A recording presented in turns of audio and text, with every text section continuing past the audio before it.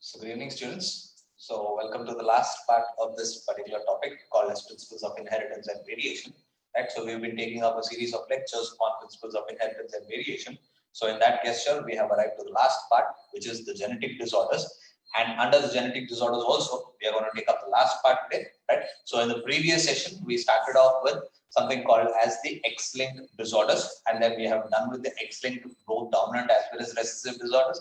Then we started off with chromosomal based disorders, right? So any sort of modification or changes or mutations which occur in the structure of chromosome, or there is either change or loss or gain in the number of chromosomes, right? So those would lead to these sort of disorders called as chromosomal disorders, right? So pertaining to chromosomal disorders, in the previous section, we started off with autosomal chromosomal disorders. Right? So we began with autosomal chromosomal disorder. So any sort of changes taking place in the autosomes of the chromosome. So with regards to that, we have taken up with the disorders called as Down syndrome, where we call it as trisomy 21, where in the 21st pair of autosome, there is an additional chromosome being present. And we have seen a few effects also related to, or rather the symptoms related, or rather conditions the person would face when a person is suffering from this sort of a condition, right? And we also said that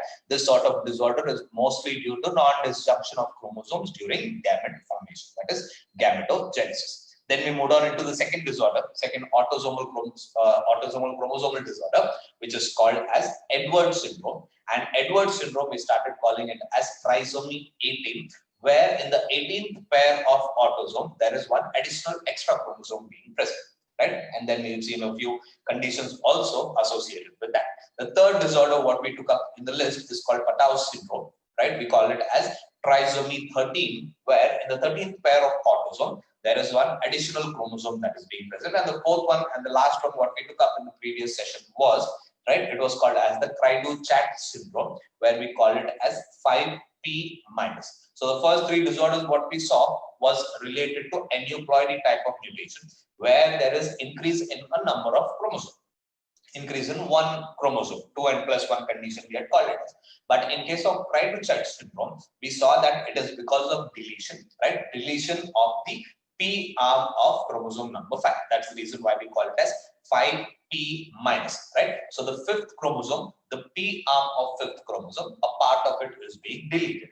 And we also saw what was the effects or the conditions pertaining to this sort of a deletion, right? So those were the four different types of disorders related to autosomal chromosomal disorder, what we took up in the previous session. So in continuation with that, there is one more disorder left out in that particular category. So let us take up with that particular disorder, and then we'll move on into allosomal chromosomal disorder, right? So the disorder what we have been taking up today, or what we'll be taking up today, is disorder number 5, right, under the head, which is autosomal chromosomal disorder. This condition is called as chronic myelogenous leukemia, right? It is called as chronic myelogenous leukemia. So this is the disorder what we'll be taking up in this particular session, right? Chronic myelogenous leukemia, in simple we call it as CML, or it is also called as chronic myeloid leukemia, right? Either chronic myelogenous leukemia, or we can also call it as chronic myeloid leukemia, simply abbreviated as CML. So what is this disorder all about, right? So whenever we talk about leukemia, right, we are talking about a condition called as cancer, right? So one of the types of cancers is this leukemia. So we know that there are different types of cancers, right? All of the cancers falls into different categories. So that will take up once we get into a chapter called as human health and diseases. So in that we have a separate topic called as cancer. So there we'll get into the entire details about cancer. So one such type of cancer is called as leukemia. So what exactly is cancer all about? Cancer is nothing but uncontrolled cell division. That is nothing but cancer, right? So there is uncontrolled cell division happening. So if there is an uncontrolled cell division, that condition we start calling it as cancer. Here we are talking about cancer with regards to the mutation that occurs in the chromosome, right? So here, what sort of mutation is actually happening here in the chromosome? right? So what is the conditions associated with chronic myelogenous leukemia is, right? So there is two different chromosomes which are being present. One is chromosome number 9 and the other one is chromosome number 22, right? So these two chromosomes you have to remember whenever we talk about CML or chronic myelogenous leukemia. Chromosome number 9 as well as chromosome number 22. Both of these are again said to be autosomes. That's the reason why we have put it up under the category called as autosomal chromosomal disorder. Now, what's happening in these two chromosomes is a part of chromosome number 9 gets deleted, right? A part of chromosome number 9 will start breaking, right? So let us consider this to be chromosome number 9, right? So let us consider this to be chromosome number 9. So this is chromosome number 9, right? Then we have one more chromosome which is called chromosome number 22, right? So we have chromosome 9 as well as chromosome number 22. So what we are trying to say here is a part of chromosome number 9 would be deleted, right? It would be deleted. Similarly, a part of chromosome number 22 also breaks off, right? So what happens in this particular condition?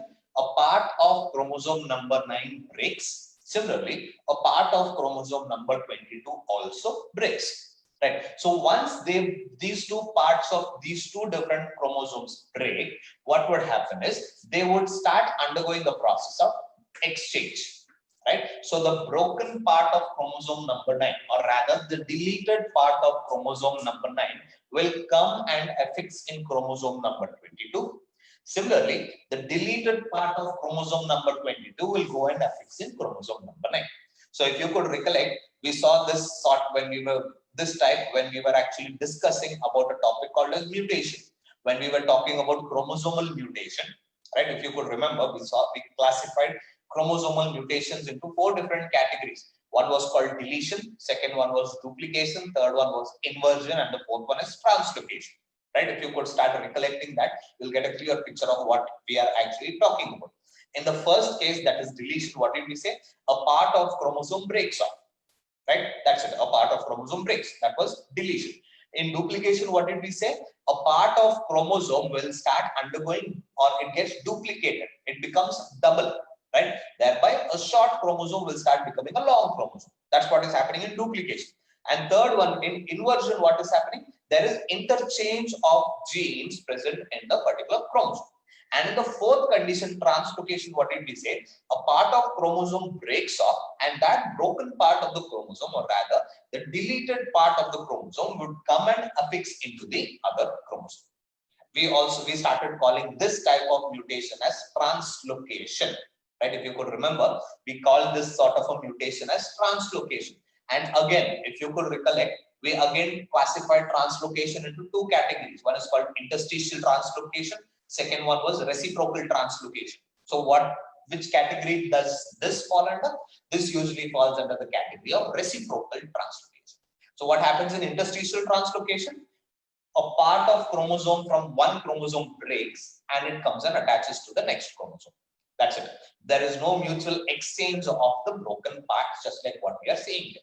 If there is exchange of we can put it this way, if there is mutual exchange of the broken parts of the 2 chromosomes, that sort of translocation, we start calling it as reciprocal translocation.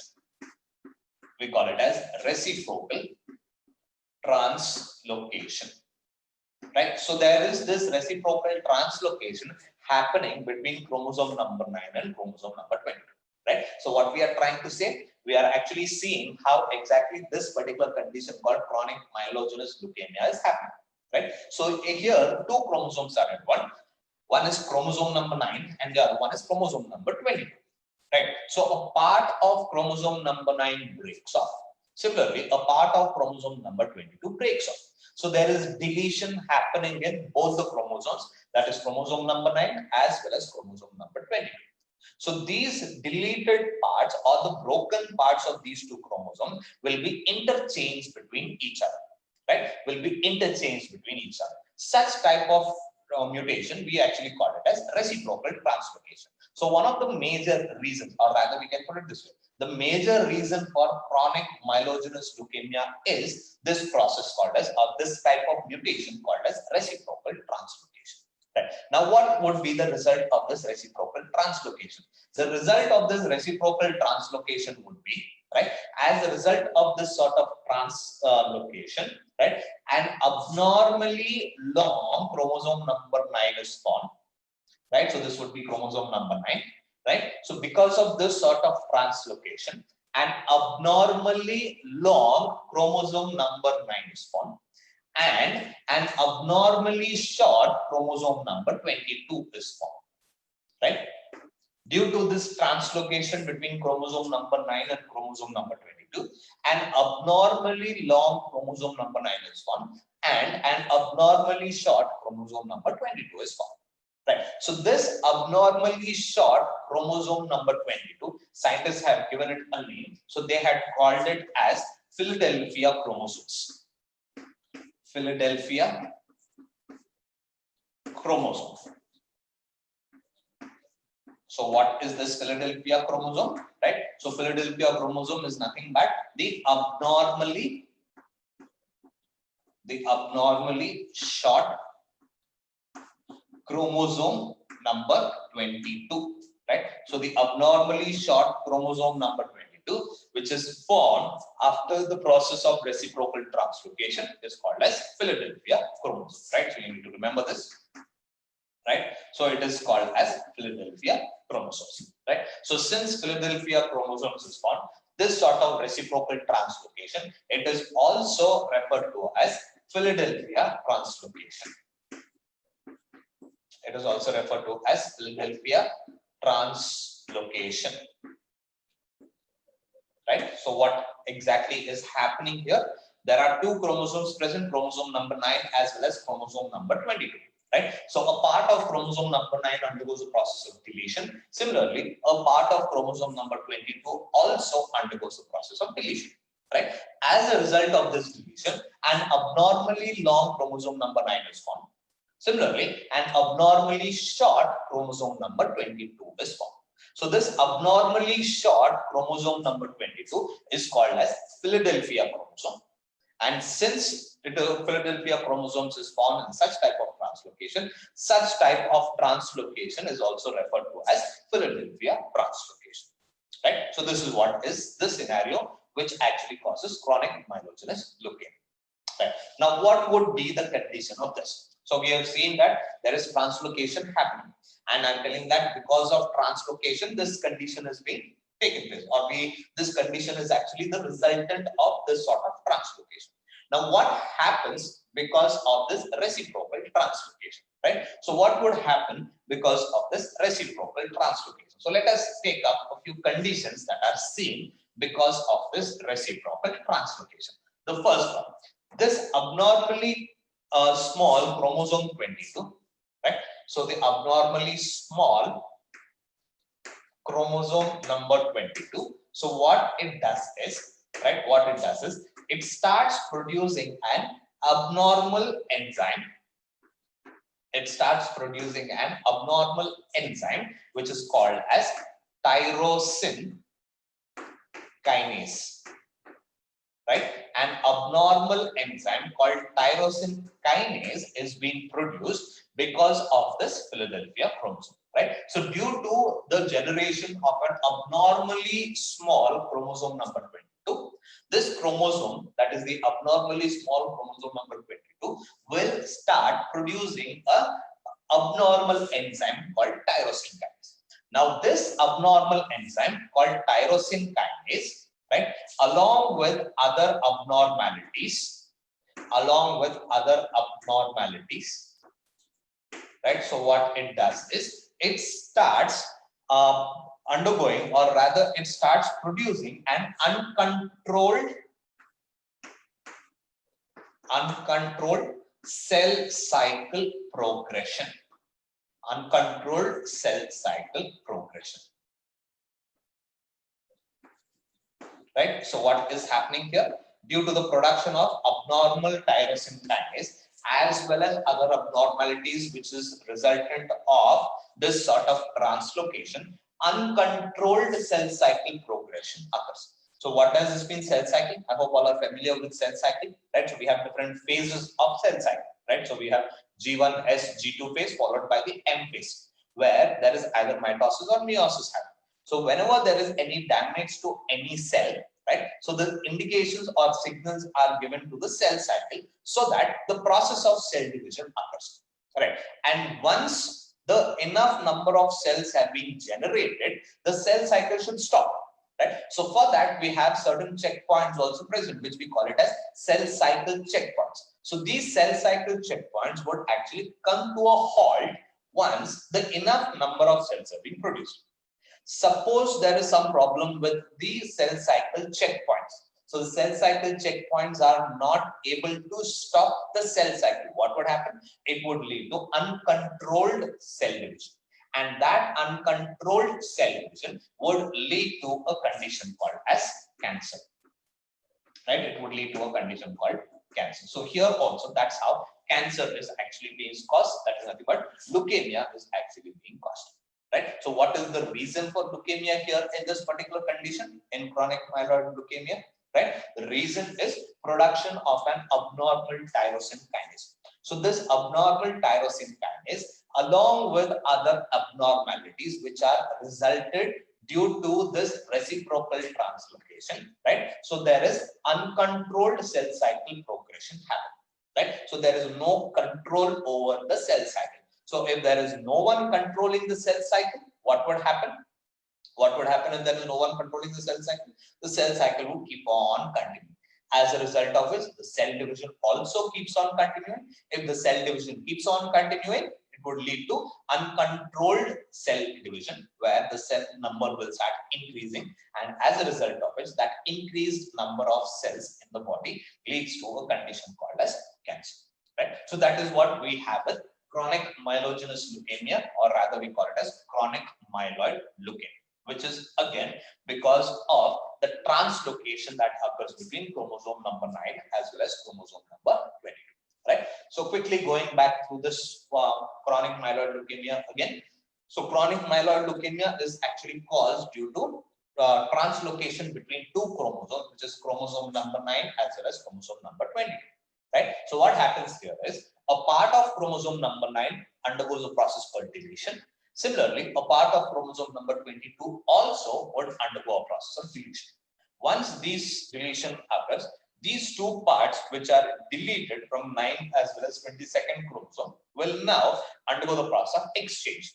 Right? So as a result of this exchange, an abnormally long chromosome number 9 is formed, and an abnormally short chromosome number 22 is formed. So this abnormally short chromosome number 22 is also called as Philadelphia chromosome. And since it results, this type of translocation results in the formation of Philadelphia chromosome, here the reciprocal translocation is also referred to as Philadelphia translocation. Right? So this Philadelphia chromosome now, that is abnormally short chromosome number 22, abnormally short chromosome number 22, we can use the term short here. So abnormally short chromosome number 22 would start producing an abnormal enzyme called tyrosine kinase, right? It produces an abnormal enzyme called tyrosine kinase. Now this abnormal tyrosine kinase, along with other abnormalities produced due to this particular translocation, leads to uncontrolled cell cycle progression. Right? So there is no control over the cell cycle, as a result of which there is continuous cell division happening, leading to a condition called as cancer. Right? So this is what happens in chronic myelogenous leukemia, which is again due to translocation. If you have to denote the genotype of this particular condition, chronic myelogenous leukemia, how do we denote the genotype? Number of chromosomes is the same. So it would be 46.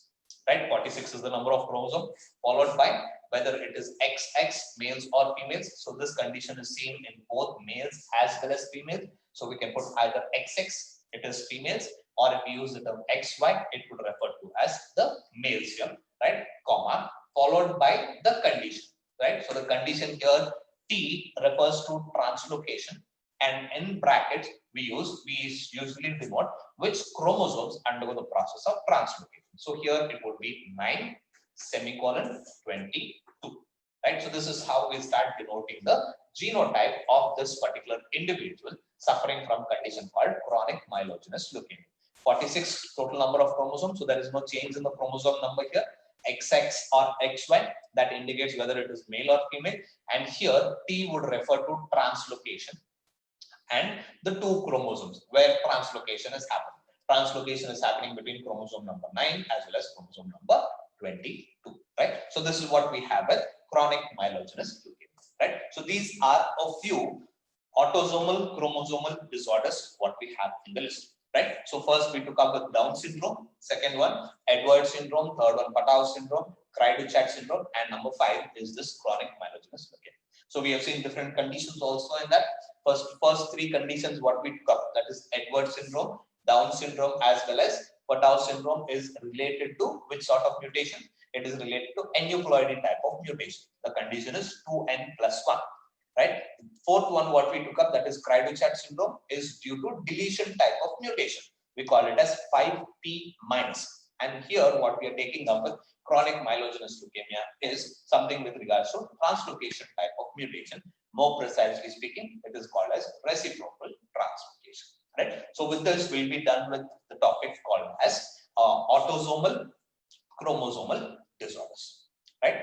Now, let's take up with the last category what we have, which is called as allosomal chromosomal disorders, right? So the next category what we'll be taking up here is allosomal chromosomal disorders, right? So let's take up with the allosomal chromosomal disorder. So with regards to allosomal chromosomal disorder, again, from the name itself, we can make out what does the condition denote, right? So there is some sort of mutations happening in the allosomes, right? That is the sex chromosome, right? So due to these mutations in the sex chromosome, it would lead to some sort of chromosomal disorder, right? So let's begin with allosomal chromosomal disorders.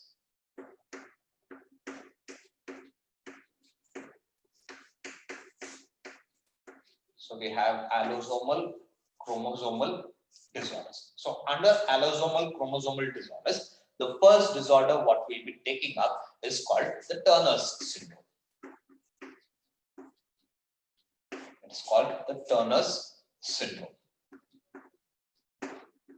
Right? Again, these allosomal chromosomal disorders what we are going to take up is also mostly due to non-disjunction of chromosomes during gamete formation. So in the previous session, we have discussed what is this non-disjunction of chromosome.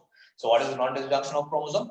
Failure of chromosomes to segregate during the process of gamete formation. We call it as non-disjunction of chromosome. So due to non-disjunction of chromosomes, these two conditions what we are going to take up here is solely based on non-disjunction of chromosomes during gamete formation, right? So with regards to that, let us begin with the first, Turner syndrome. So Turner's syndrome is actually usually seen in case of females. It is usually seen in case of females, right? So females are mostly seen with this sort of a disorder called Turner's syndrome. So if you have to see the karyotype of Turner's syndrome, so the karyotype here would be 45 chromosomes, comma, X. So this is the karyotype of this particular Turner's syndrome. In some condition, it will be written as X0 also, or simply we can show only one X chromosome. So this is the karyotype of the individual suffering from Turner's syndrome. Now, looking at this karyotype, we can say what would be the condition here. So what would be the condition here? In the allosome, there is one allosome missing, right? There is one allosome missing. Actually speaking, there should be two allosomes. Since it is female, it should be both X and X chromosome. But here, there is only one X chromosome present, whereas the second allosome is being absent. The reason for this is, again, it is non-disjunction of chromosomes. It is non-disjunction of chromosomes during gamete formation or during the process of gametogenesis, right? So this is what we have here.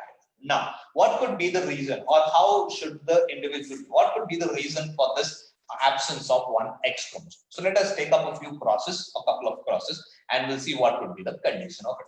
So in the first case, let us consider a male here having XY chromosome and a female here having XX chromosome, right? So here, let us consider that in case of females, the eggs are produced normal. So there is normal disjunction happening in case of females. Whereas in case of males, there is non-disjunction happening, such that one of the sperm will have both the X and Y chromosomes, whereas one of the sperm or one of the gamete will not have any of the chromosomes. Right? So this is the condition happening. So here males undergo the process of non-disjunction, whereas in case of females the process of disjunction is normal. So due to non-disjunction of chromosomes in case of male, that is during spermatogenesis, one of the male gamete will have both the chromosomes, both the allosomes, whereas the other male gamete, that is the other sperm, will not have any chromosome at all. Now, when this sperm without any male gamete fuses with the egg containing the X chromosome, right? When this sperm without any chromosomes fuses with or undergoes fertilization with this female gamete having X chromosome, the condition in the zygote will be only, or here the zygote will have only one X chromosome, whereas the chromosome from the male is absent, right? So this results in the formation of, or this results in the Turner's syndrome in case of females. So this is one condition here, possible condition here. The second possible condition here is we have the male here, XY chromosome, and we have the female here, both XX chromosome. This time, in case of males, the spermatogenesis is normal. So there is normal disjunction happening. Whereas in case of females, there is non-disjunction of chromosomes happening, right? Due to non-disjunction of chromosomes, one of the ovum will have both the X chromosome, right? And the other one will not have any X chromosome at all, right? So when this sperm having the X chromosome fertilizes the ovum without any chromosome, then that particular zygote will have only one X chromosome. And that condition is referred to as the Turner's syndrome, right? So in Turner's syndrome, the non-disjunction could be seen in case of both during spermatogenesis or during the process of oogenesis, right? So it could be the other way around also, right? But the affected individual is always a female in case of Turner's syndrome, right? So this is what we have. Now, let us take up with a few conditions that are associated with Turner's syndrome, right? So let's take up with a few conditions that are associated with Turner's syndrome. The first condition here is, right, the first condition that is associated with females suffering from Turner's syndrome is, number one, these individuals have normal female external genitalia. They have normal female external genitalia, and they have normal internal ducts also. Normal internal ducts also, right? So these individuals, these females suffering from this condition called Turner syndrome, right? So they have normal female external genitalia as well as they have normal internal ducts also, but they have rudimentary ovaries. Rudimentary ovaries. So what does this mean, rudimentary ovaries? They have non-functional ovaries, right? So they have normal female external genitalia as well as normal internal ducts also, but the ovaries are said to be non-functional. Now what happens if the ovaries are non-functional? Ovaries are unable to produce ovum. Since ovum is not produced, there is no process of fertilization happening, there is no process of reproduction happening. So these individuals, they are usually said to be infertile. They are said to be infertile. That is, they are said to be sterile. Why they are said to be sterile? Because of the rudimentary ovaries that they have. So even though the female external genitalia as well as internal ducts are normal, since the ovaries are rudimentary, that is non-functional, ovaries are not able to produce any ovum, right? Or ovulation is not happening. So therefore, these individuals are said to be fertile individuals, right? Sorry, infertile individuals, that is sterile individuals, right? So some more conditions that are associated with this disorder, that is Turner syndrome, is these individuals have short stature, right? So they have short stature, that is short height. The height of these individuals is very, very small, right? So they have short stature, right? Then they have webbed neck. Webbed neck, one more characteristic feature that is associated with individuals or females suffering from Turner syndrome, webbed neck, right? Then they have something called as gonadal disjunction. Sorry, dysgenesis, gonadal dysgenesis. So dysgenesis is nothing but improper formation, improper generation, right? So gonadal dysgenesis, that's what we have seen.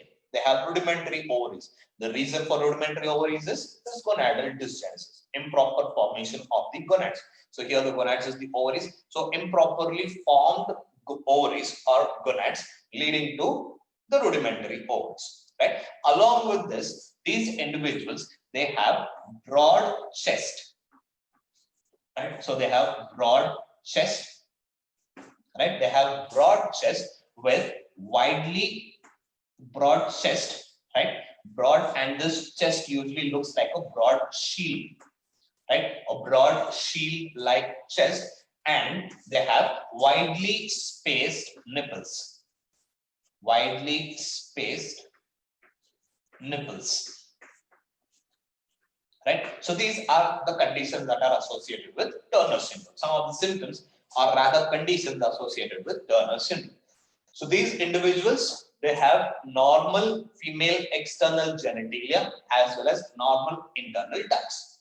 Right? So these individuals, they have normal female external genitalia as well as normal internal ducts, but their ovaries are said to be rudimentary. That is, ovaries are said to be non-functional. Because of this non-functional ovaries, right, these individuals are said to be infertile or rather sterile, right? Then they have short stature, the height is very short, right? Then they have webbed neck, right? So the webbing is seen in the neck region, that is between the head and the shoulders, right? So there is a web-like structure seen, that we call it as webbed neck, right? And they suffer from gonadal dysgenesis. Dysgenesis is improper formation of gonads. And due to improper formation of gonads, the gonads are said to be rudimentary, that is, ovaries are said to be rudimentary, and they have a broad shield-like chest, right? So the chest appears to be very, very broad, right? And the nipples are said to be widely spaced, far apart. Nipples are said to be far apart, right? So this is what we have with the first condition called as allosomal chromosomal disorders, that is the Turner's syndrome, right? So this is what we have with Turner's syndrome, which is usually seen in case of females rather than in males. So any female suffering from this Turner's syndrome, they are said to be sterile. That is, they are said to be infertile, right? They are said to be infertile. And the karyotype here is 45X0, right? So the reason for this sort of a disorder, that is Turner's syndrome, is absence of one X chromosome, or that is nothing but loss of one X chromosome during the process of gamete formation. And that loss of one chromosome, that is allosome, is because of non-disjunction of chromosome during the process of gamete formation. Right? So this is what we have with Turner's syndrome. Right? Now let's move on with another syndrome, that is the last syndrome, which is usually seen in case of males, and that syndrome is called as Klinefelter's syndrome. Right? It is called as Klinefelter's syndrome. So talking about Klinefelter's syndrome is mostly seen in case of males, right? So Klinefelter's syndrome is mostly seen in case of males. So the second condition here, Klinefelter's syndrome, right? So unlike Turner's syndrome, which was seen in case of females, Klinefelter syndrome is mostly seen, not mostly seen, it is always seen in case of males, right? So Klinefelter syndrome is usually seen in case of males. So talking about karyotype of this particular individual, right? So the karyotype is again a trisomy here. There in case of Turner syndrome, it was monosomy, right? 2n-1 condition. Whereas in case of Klinefelter syndrome, it is trisomy condition where it is 2n plus 1 condition, right? So since it is trisomy, the number of chromosomes is said to be 47, right? 47 chromosomes. So the individual is said to be male. So XY, and the condition here we usually refer to it as XXY. Simply we can write it as 47, XXY, right? Because we are not talking about autosomes here. Directly we can indicate that it is trisomy 47, where the additional X chromosome is one X chromosome that is being present. In case of Turner's syndrome, we said that it is monosomy 45X0 or 45X rather, whereas in case of Klinefelter syndrome, it is trisomy 47 chromosomes in total because of addition of one extra chromosome, and the condition here is XXY condition. Right? So this disorder, that is Klinefelter syndrome, is also due to the process called as non-disjunction. Right? So it is also due to the process called as non-disjunction of chromosomes during gamete formation. So we can take up with the same situation here what we have took up with Turner syndrome. So here it is males having XY chromosomes, and here it is females having X and X chromosomes. Let's just imagine that in case of males there is no disjunction happening. So there is non-disjunction in the males, as a result of which one male will have, or one of the male gamete will not have any chromosome, whereas the other male gamete will have both the X and Y chromosome. And here in case of females, there is normal process of the disjunction happening. Now, when the male having both the sex chromosome, right, fertilizes with the female gamete having only one X chromosome, right? So the condition would now, or the zygote here will start having XXY condition. So one X from the male gamete, one X from the female gamete. Similarly, one Y chromosome from the male gamete. So this would be the zygote here. Now, since there is one Y chromosome present, the individual will definitely be the male. Or it could be the other round also, right? Where there is normal disjunction happening in the males. So the males will be XY and females here will be XX. So there is normal disjunction happening in case of the male, where there is both male as well as, so let us take this as Y. Okay, X, and here is Y. So in case of females, there is no disjunction happening, non-disjunction happening, as a result of which one female gamete or one egg will have both the X chromosome, one egg, the other egg will not have any of the X chromosome. Now, when this gamete, male gamete containing the Y chromosome, fuses with the female gamete containing both the X chromosome, so the zygote here, right, will have two X chromosomes from the male gamete and one Y chromosome from the female gamete, that is the sperm, right? So the zygote here will start having all three different types of, or rather three chromosomes, three sex chromosomes, two X chromosomes and one Y chromosome, right? So this could be the reason for individuals suffering from Klinefelter syndrome. One of the major cause is the non-disjunction of chromosomes during gamete formation. So as we have already said, it is seen in mostly in case of males, right? So males are the ones which are affected from this sort of a disorder called Klinefelter syndrome. Right? Now, let us take up with certain conditions that are associated with the Klinefelter syndrome. Right? So let us see certain conditions that are associated with Klinefelter syndrome. So we'll just write down the genotype here. So the genotype is trisomy 47XXY. Right? So this is the condition here, or this is the genotype of individuals suffering from Klinefelter syndrome. So let us first take up with the conditions, certain conditions associated with this Klinefelter syndrome. The first, these similar to the Turner syndrome, in Turner syndrome we said that females have normal female external genitalia as well as normal internal ducts, but they have rudimentary ovum. The same condition would be seen here also. These individuals have normal male external genitalia. They have normal male external genitalia and normal genital ducts. So the genital ducts are also said to be normal, but they have rudimentary they have rudimentary testis.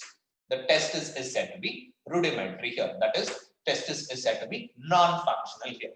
Now, what happens if testis is non-functional? There is no process of spermatogenesis happening. Since there is no process of spermatogenesis, sperms are not being formed. So that individual would obviously be an infertile individual.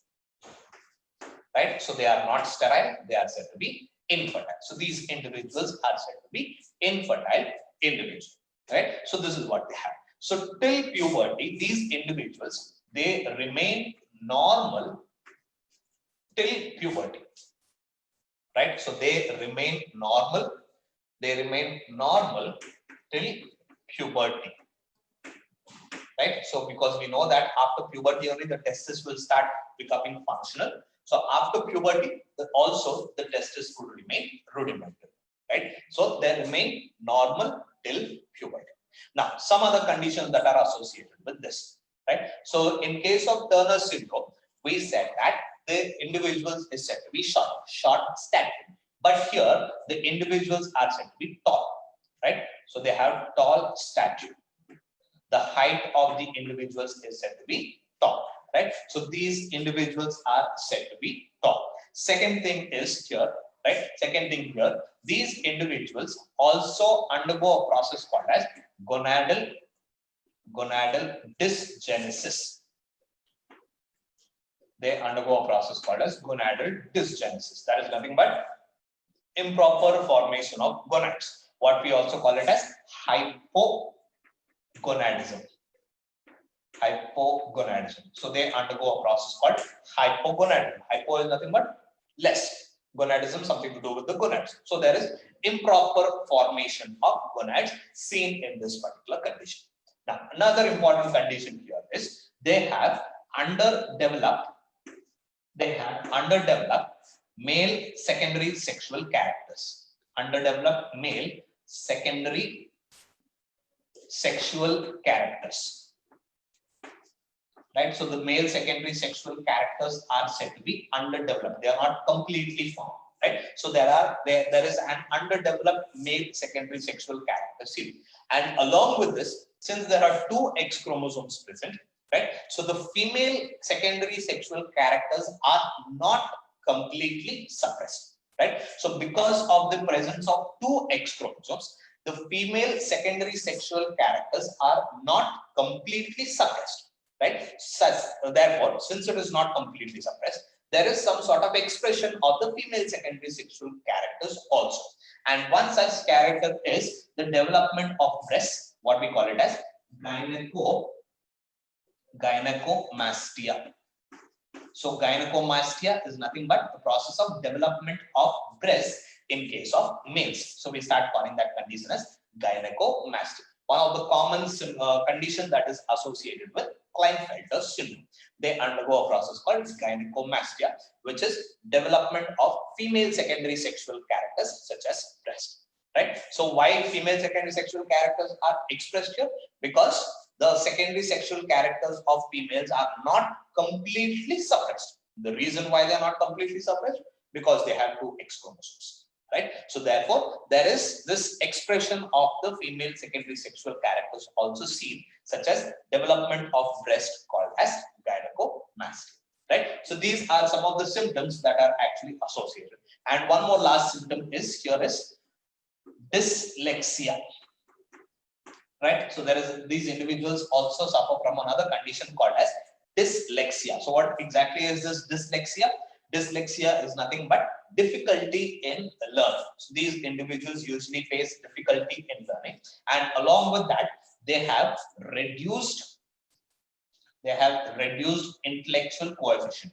Right? So they have their IQ levels are said to be very, very low, and because of which they start facing some sort of difficulties in learning, what we call as dyslexia. Right? So these are some of the conditions that are associated with individuals suffering from Klinefelter syndrome. Right? So Klinefelter syndrome is mostly seen in case of males, where there is one extra chromosome present in the allosaurs. There is one extra sex chromosome that is being present. So the reason for this extra chromosome is because of non-disjunction of chromosomes during gamete formation. So the condition here is referred to as trisomy. Total number of chromosomes 47, where there is the genotype would be 47, X, X, and Y. So there is one additional X chromosome that is being present. So some of the conditions associated with Klinefelter syndrome, these individuals have normal male external genitalia as well as genital duct, but they have rudimentary testes, right? And that rudimentary testis is because of this condition called gonadal dysgenesis or a condition called hypogonadism, right? So because they have rudimentary testes, these individuals will not be able to undergo the process of spermatogenesis. Therefore, these individuals are said to be infertile. And these individuals also remain normal till puberty. So some other conditions that is associated with Klinefelter syndrome, they have tall stature, they are said to be very tall, right? And they have underdeveloped male secondary sexual characters. So the male secondary sexual characters are not developed properly. And at the same time, female secondary sexual characters are also not completely suppressed because of the presence of two X chromosomes. So since the female secondary sexual characters are not completely suppressed, there is visibility of the female secondary sexual character seen, such as one such condition is development of breast, what we call it as gynecomastia. These individuals also suffer from a condition called dyslexia, which is difficulty in learning, and also they have reduced IQ, which we call it as intellectual coefficient, right? So these are some of the conditions associated with Klinefelter syndrome. So two conditions we have seen, or two syndromes we have seen with regards to allosomal chromosomal disorder. One is called Turner syndrome and the other one is called Klinefelter syndrome, right? So with this, we'll be done with our topic called as genetic disorders. So all the genetic disorders we have seen, right? The number of genetic disorders, right? We have seen the reason for those genetic disorders and also what would be the effects of those particular disorders, right? So with this, we'll also be done with our topic called principles of inheritance and variation, right? So in the next session, we'll take up